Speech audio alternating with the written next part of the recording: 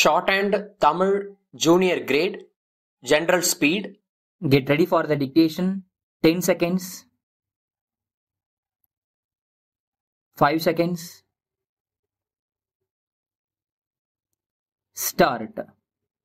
தலைவர் அவர்களே, தமிழ்நாடு மின்சார வாரியம் செயல்படும் முறைகளை குறித்து நடைபெறும் விவாதத்தில் பல உறுப்பினர்கள் கலந்து கொண்டு தங்கள் கருத்துக்களை எடுத்துச் சொல்லியிருக்கிறார்கள்.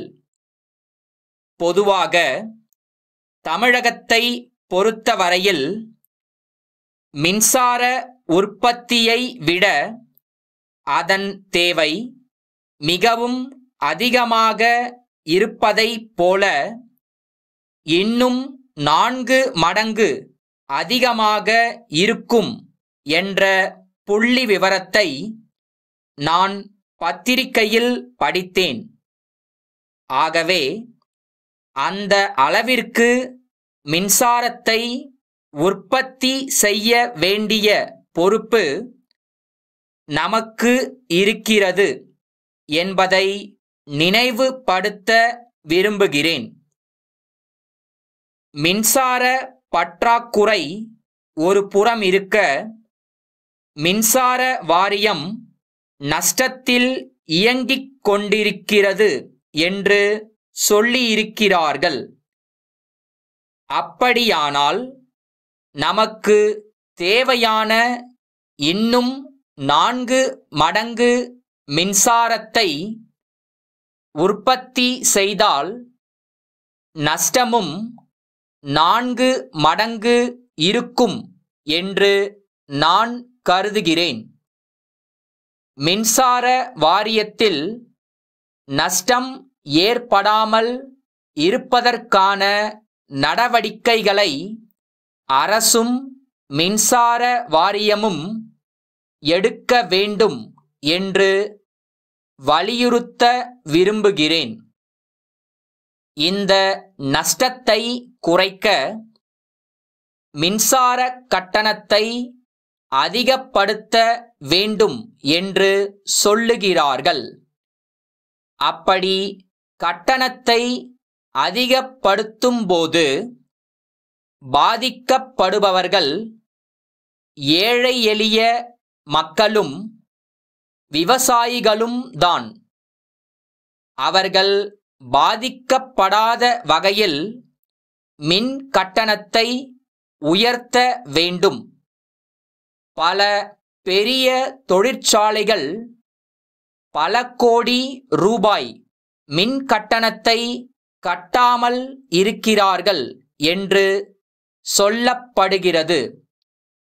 அந்த பெரிய தொழிற்சாலைகள் மீது நடவடிக்கை எடுக்கப்பட வேண்டுமென்று நான் கேட்டுக்கொள்கிறேன்.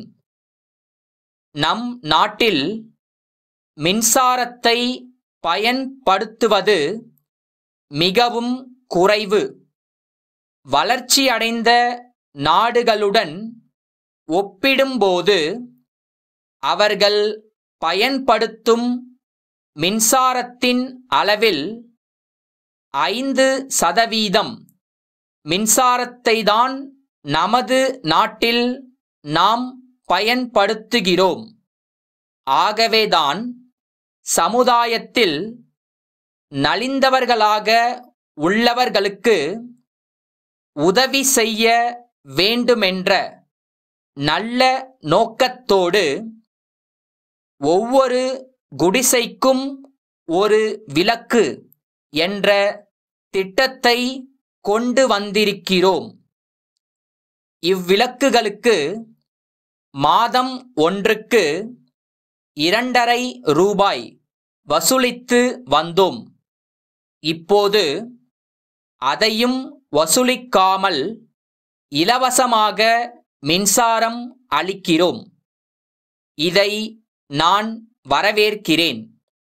இதற்காக அரசை மனதார பாராட்டுகிறேன்.